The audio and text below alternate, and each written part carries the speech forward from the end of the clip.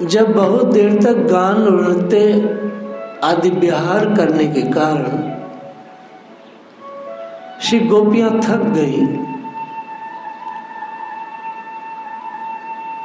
तब करुणा में भगवान श्री कृष्ण ने बड़े प्रेम से स्वयं अपने सुखद कर कमलों के द्वारा उनके मुंहों को पोंछे।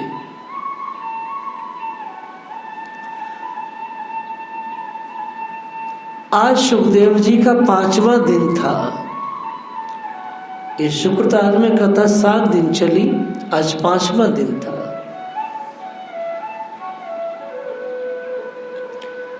आचार्य सुखदेव जी भगवान की लीला में आविष्ट हैं।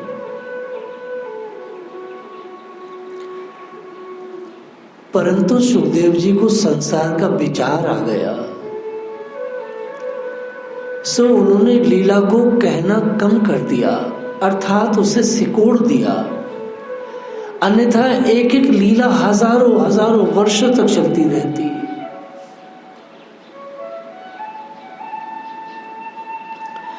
नृत्य करते करते थक गई हैं गोपियां, परंतु गान अब भी लगातार कर रही हैं। रुक गई हैं लेकिन गान अभी भी कर रही हैं, अभी भी गा रही हैं। प्रत्येक गोपी ने भगवान का आश्रय ले लिया। अब वो बिना आश्रय के खड़ी होने में असंभव थी। कैसे आश्रय लिया? किसी गोपी ने भगवान का हाथ को पकड़ लिया, किसी गोपी ने ठाकुर जी के वक्ष स्तर पर अपने सिर को रख दिया, कोई उनके बाहों से अपने गाल को लगा करके खड़ी हो गई, कोई कैसे इस प्रकार से सभी गोपियों ने भगवान का आश्रय लिया। जीव को पूर्ण विश्राम तो भगवान के पास आके ही मिलता है। सच्चा आश्रय तो भगवान ही देते हैं। भगवान अपने हस्त कमल से उनके मोह को पूछने लगे, अर्थात उनकी सेवा कर रहे हैं।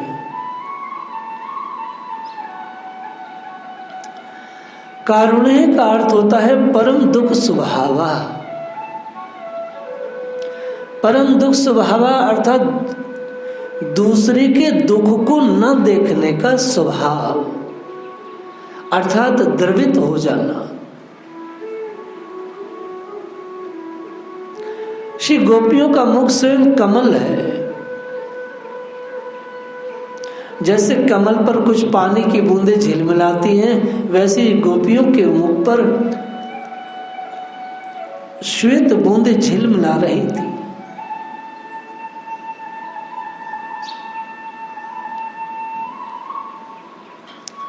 शांतम मेनाग पानी ना। आचार्य सुखदेव कहते हैं पानी से सब क्या, अर्थात हाथ की उंगली से भगवान ने उनके मुखों को पूछा।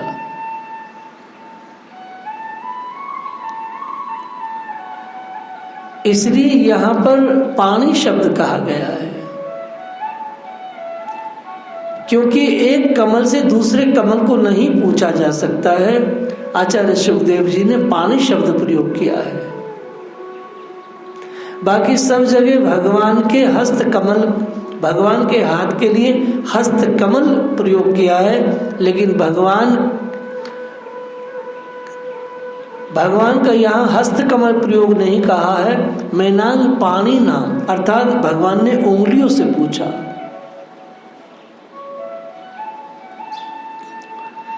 भागवत का एक एक शब्द बिल्कुल सटीक बैठता है।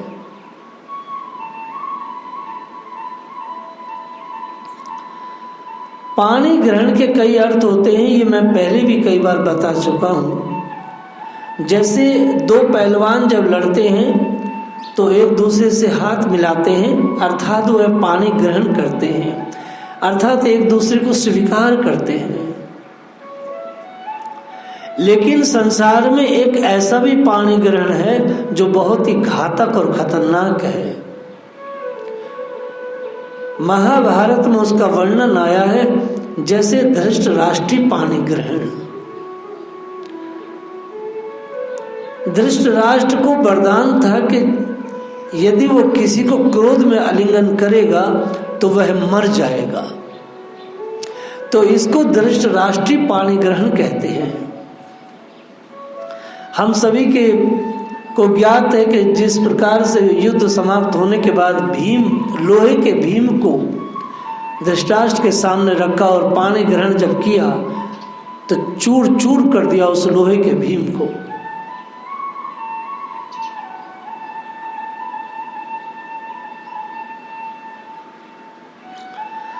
हस्त पानी पौध हो, हम पौधे के को भी पानी से ही उसको, आप छोटे छोटे पौधों को कैसे सहलाते हैं? अपनी उंगलियों से सहलाते हैं।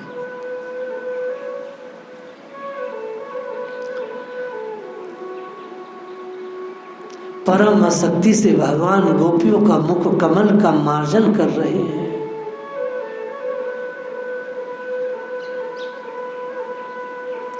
भगवान ने श्री गोपियों के केस संवारे।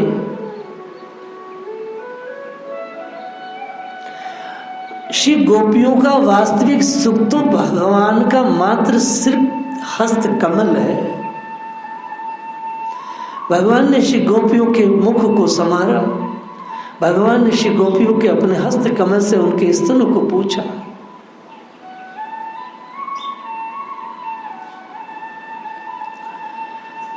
संसार में भी देखा गया है कि जो बहुत किसी से आसक्त होता है केवल उसकी ध्वनि मात्र से सही हो जाता है। एक व्यक्ति बहुत ही बीमार था। परिवार के सब लोग उसके, कोई पैर दबा रहा था, कोई दवाई दे रहा था, कोई सिर दबा रहा था, लेकिन वो ठीक नहीं हो रहा था। वो उसका मन घबराया हुआ था। परंतु जैसे ही उसकी प्रिय पत्नी आई, उसने अपने प्रेम से कहा और उसके सिर पर हाथ फेरा, स्पर्श किया, पूछा आप कैसे हो? तो वो व्यक्ति एकदम मुस्कुरा गया, सही हो गया। सोचिए भगवान के स्पर्श में कितनी शक्ति है। भगवान ने स्पर्श किया और उससे गोपियां सुखी हो गई।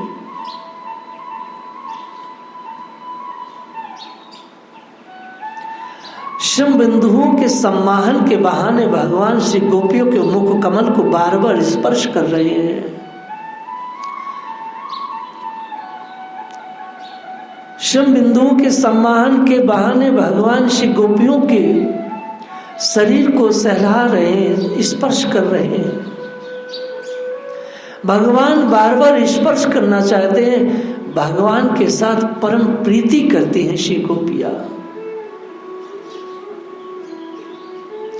यहां रति शब्द का अर्थ प्रेम से है। भगवान ने श्री गीता जी में भी कहा कामा ऐसा क्रोधा। भगवान कहते हैं कि साधक को अपने वास्तविक शत्रु को पहचानना चाहिए कि उसका वास्तविक शत्रु कौन है। काम और क्रोध ही उसके वास्तविक शत्रु है। भगवान ने अर्जुन से कहा है कि सबसे बड़ा शत्रु तो काम ही है। ऐसे भगवान जो काम को शत्रु बता रहे हैं, उन परमात्मा के लिए कोई पातकी यदि कामुक बात कहे तो इससे बड़ी बात क्या होगी, इससे बड़ा अपराध क्या होगा। यह तो ईश निंदा है। कभी कभी श्री गोपियां भगवान श्रृंगार नहीं करती हैं तो भगवान प्रेम से पूछते हैं क्या हुआ, आज आपने श्रृंगार क्यों नहीं किया। ये रति विहार है, ये अति विहार है। अर्थात सांसारिक व्यवहार को पीछे करके, इसका अर्थ ये नहीं है कि नाचना गाना है, ये अत्यंत दिव्य है। क्योंकि भगवान ने स्वयं गीता जी में कहा है जन्म कर्म च दिव्य। ये तो प्रेम विहार है, भगवान परवश है। भगवान अपने भक्तों के आगे हारे हुए हैं, परवश हैं।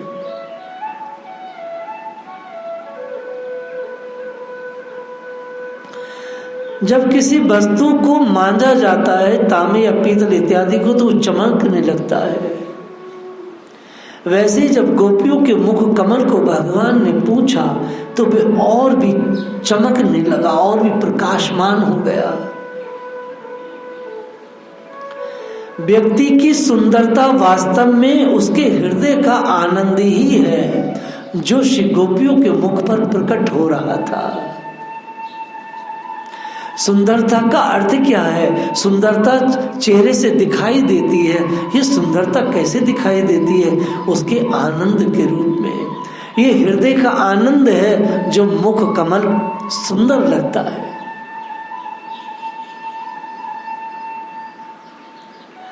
भगवान यहाँ एक साथ सभी के साथ हो गए, सभी का मार्जन कर रहे हैं।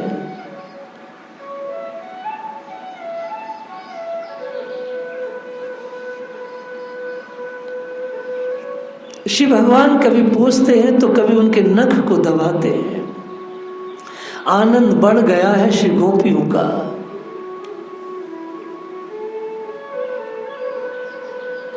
श्री गोपी जनों के गाल पर जो सहज सौंदर्य विधान है वह भगवान को आनंद देने वाला है। श्री गोपियां 3 प्रकार से आनंद बढ़ा रही हैं। पहला, गोपियों के सौंदर्य वहां प्रकाशित हो रहा है। इस प्रकार गाल उसे कृष्ण चूम रहे हैं, स्पर्श कर रहे हैं। श्री गोपियों का सौंदर्य प्रकाशित हो रहा है। पहला आनंद तो यहाँ है। दूसरा है कि कुंडल से उनकी गालों की चमक बढ़ गई है। कुंडल से चमक बढ़ रही है, अर्थात कुंडल की जो चमक है वो गालों पर पड़ रही है। उससे भी उनके चेहरे पे बहुत ही ज्यादा सुखी अनुभव हो रहे हैं भगवान श्री कृष्ण। और तीसरा आनंद दे रही हैं श्री गोपियां भगवान को गान के द्वारा। लगातार वो गा रही हैं। विचार करें, भगवान आत्माराम है, आनंद घन है, उन्हें वह आनंद स्वरूपा गोपियां आनंद दे रही हैं। जैसे एक श्लोक आता है, गहवर आख्याय रम्याय कृष्ण लीला विधाने गोपी रमण सौख्याय बनाए चे नमो नमः। यह गहवर वन उस आनंद घन ईश्वर को भी आनंद देता है जो सबको आनंद देता है।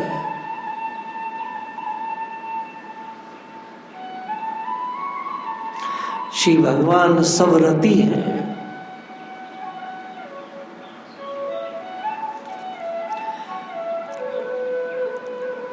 भगवान गोपियों के साथ बहुत सुखी हैं। श्री गोपियां भगवान के साथ परम आनंद में है। श्री गोपियां कोई अलग नहीं है, श्री गोपियां भगवान की ही स्वरूपा है। अद्भुत सुंदर नेत्र हैं श्री गोपियों के, स्नेह स्वरूप नेत्र हैं उनके। इतना स्नेह भरा है श्री गोपियों के आंखों में कि जब स्नेह स्वरूप से देखती है श्री कृष्ण को तो श्री कृष्ण घायल हो जाते हैं। भगवान को बहुत ही सुख देती हैं वो आंखें। यदि श्री कृष्ण को सुख देना है, यदि श्री कृष्ण की सेवा करनी है, तो बस श्री कृष्ण के विषय में गाया जाए, श्री कृष्ण के विषय में पढ़ा जाए और श्री कृष्ण के विषय में सोया जाए। वो बात ठीक है कि हम मंदिर में भगवान की सेवा करते हैं, पोछा लगाते हैं, भोग लगाते हैं, आरती करते हैं, ये सब तो ठीक है। लेकिन सबसे ज़्यादा भगवान यदि प्रसन्न होते हैं तो जब हम उनके विषय में कुछ कहते बोलते हैं तब भगवान बहुत प्रसन्न होते हैं। श्री गोपियों से भगवान ने यही कहा कि जब आप गा रही थी तो आप निश्चित जानो मैं यही बैठ करके सुन रहा था आपके गान को।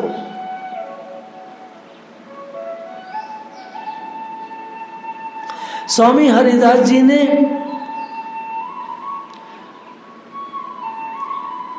भगवान को केवल गा करके ही प्रकट किया। जीव गोस्वामी ने भगवान के विषय में गा के स्मरण करके ही प्रकट किया राधा रमण लाल को।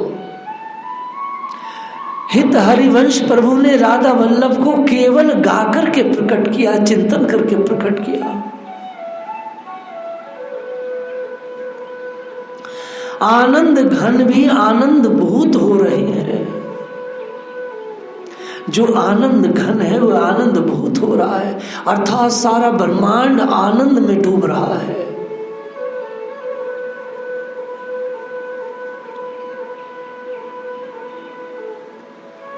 वह गीत गा रही हैं, वह गीत गाती चली जा रही हैं।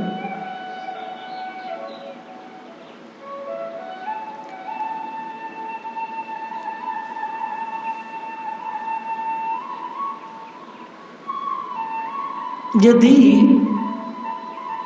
ऐसा साधु जिसका एक निमिष भी कृष्ण के चिंतन के बिना ना बीते, अर्थात हर निमिष हर पल वो कृष्ण के चिंतन में लगा हो, अर्थात पलक झपकने तक भी वो भगवान को ना भूलता हो, ऐसा महात्मा का यदि दर्शन मिल जाता है तो आप समझिए चेतना को बहुत बड़ी गति मिलती है। जो लोग पूर्व जन्म के भयंकर पापी हैं वही इस रास लीला में काम को देखेंगे। ऐसे व्यक्ति को यदि कोई व्यक्ति देख ले, कोई भक्त देख ले, तो देखने मात्र से पातकी हो जाता है। उस व्यक्ति को कपड़े सहित स्नान करना चाहिए। भगवान ने गीता जी में कहा, अब जनंती मां मूढ़ा, जब मैं जन्म लूंगा लेता हूं तो मूढ़ मेरा मजाक उड़ाते हैं। जिस प्रकार भगवान परम पवित्र हैं, वैसे ही भगवान की रास लीला भी परम पवित्र है। उसका गाने वाला भी परम पवित्र हो जाता है। श्री गोपी जन तो परम पवित्र हैं। गोपी जन तो भगवान की तरह ही पवित्र है।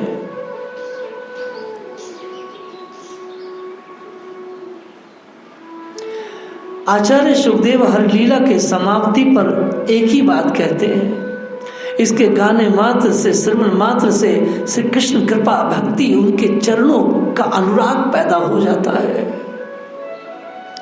वास्तव में दसम स्कंद के हर चरित्र में आचार्य सुखदेव ने यही कहा है। और ये बात पक्की भी है, श्रद्धा होनी चाहिए, ललसा होनी चाहिए। भगवान की लीला को श्रवण करने के लिए, भगवान को अपना जीवन देने के लिए हर अच्छे मनुष्य को ललसा तो करनी ही चाहिए। भगवान में और भगवान की लीला में कोई भेद नहीं है। जो लोग ये कहते हैं देखो भगवान अभिनय कर रहे हैं, ये बहुत बड़ी बकवास है। भगवान अभिनय नहीं कर रहे हैं। श्री यशोदा ने जब भगवान को बांधा तो वह वास्तव में डर रहे थे, वह अभिनय नहीं कर रहे थे। यहाँ भगवान यदि थके हैं या श्री गोपियां थकी हैं तो ये अभिनय नहीं है, वास्तव में भगवान और श्री गोपियां थक गए हैं। और ये लेकिन उनका थकना ये अत्यंत चिन्ह में है, ये उनका थकना संसारिक नहीं है। ये बात समझनी चाहिए।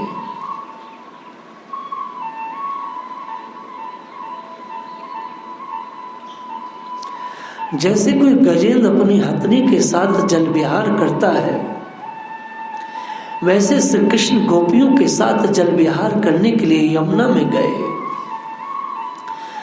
हाथी और हथनी जब पानी में उतरते हैं तो हथनी किनारे पर रह जाती है, क्योंकि वो सागर से डरती है और हथनी जल से भी डरती है। ये आपको सुन के आश्चर्य होगा।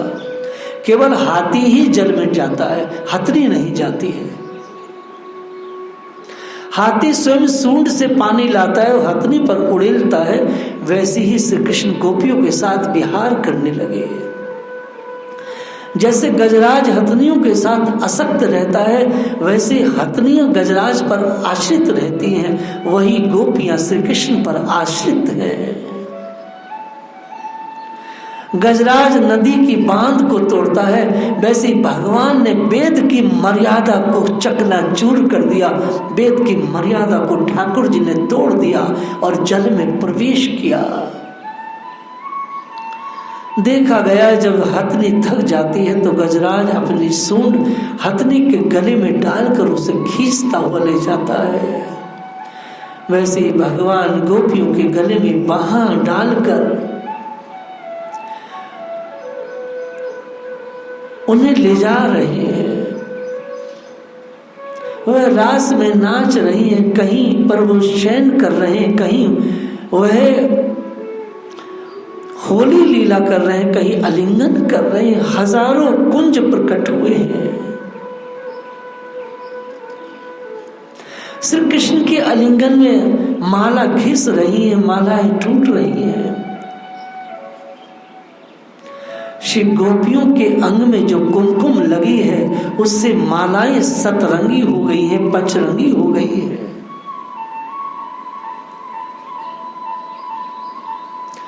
मालाओं में अपने आप ही सुगंध होती है, परंतु बाह में लगते ही उसमें और सुगंध बढ़ गई है।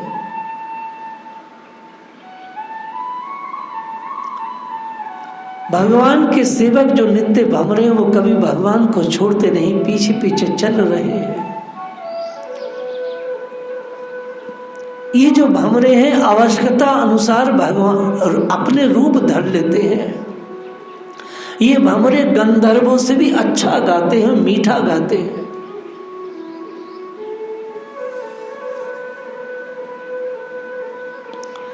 ये लीला माइक नहीं है, ये लीला अद्भुत है। इस लीला को श्रवण करने के लिए, इस लीला को समझने के लिए वैराग्यवान होना चाहिए। मैथुनी व्यक्ति इन लीलाओं को सुनेगा तो गिरेगा।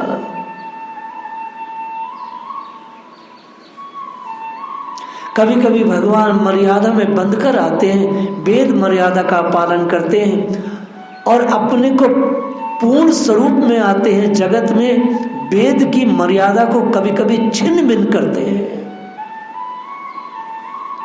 भगवान राम वेद की मर्यादा में रहते हैं। श्री कृष्ण बेचारे भगवान नहीं है, वह वेद के अनावरण को भी तोड़ देते हैं।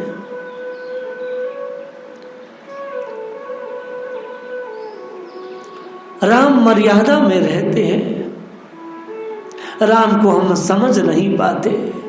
राम मानवीय लीला कर रहे हैं, मनुष्य को कैसा रहना चाहिए, लेकिन परात पर ईश्वर कैसा होना चाहिए। श्री कृष्ण भगवान बनकर आए, बार बार कहते हैं मुझे पूजो, मुझे नमस्कार करो। भगवान यहां तक कहते हैं जो मेरी भगवत्ता को संसार में प्रकट करेगा, जो इसका प्रचार करेगा, स में प्रिया, उसको मैं बहुत प्रेम दूंगा। राम अपनी भगवत्ता को छुपाते हैं, श्री कृष्ण कहते हैं मेरे गूढ़ रहस्य को मुझे बताओ संसार में जाके। भगवान अपनी भगवत्ता को प्रकट करने के लिए, उसको प्रकाशित करने के लिए, उसको प्रचार करने के लिए बार बार मनुष्य को गीता जी में प्रेरणा देते हैं। श्री कृष्ण ऐसी लीलाएं करते हैं, जीव उनके चिंतन किए बिना रह नहीं सकता। भगवान लीला परायण है, भगवान प्रेम परायण है। जरा विचार करो, कोई नरसिंह भगवान की लीला को गा सकता है, कोई नरसिंह भगवान से प्रेम कर सकता है? इतने भयानक हैं। विचार करो, क्या कोई वामन भगवान से प्रेम कर सकता है? हे ग्रीव स्वरूप से भगवान से कोई प्रेम कर सकता है? एक भगवान की लंबी टांगे, एक भगवान का सिर जैसा मुंह है, कोई मत्स्य नारायण से प्रेम कर सकता है? श्री कृष्ण ही ऐसे हैं जिनसे बहुत लाड़ लड़ाया जा सकता है। कृष्ण ऐसे, उनके पास कोई भी जाए उसे वो अपनाते हैं। राम तो लाचारी दिखाते हैं, शूर्पणखा गई तो उसको भगा दिया, लेकिन श्री कृष्ण ही भजनीय हैं, क्योंकि उनके पास कोई भी जाता है उसे वो अपनाते हैं, क्योंकि वो मजबूर नहीं है। भगवान अपने रूप को प्रकाशित करते हैं, और रूप को कैसे प्रकाशित करते हैं? कुरुक्षेत्र के मैदान में भगवान ने अपने रूप को प्रकाशित किया और अर्जुन से कहा, इस रूप का भी कोई चिंतन करेगा तो उसको भी मेरा धाम मिलेगा हे अर्जुन। जय श्री राधे।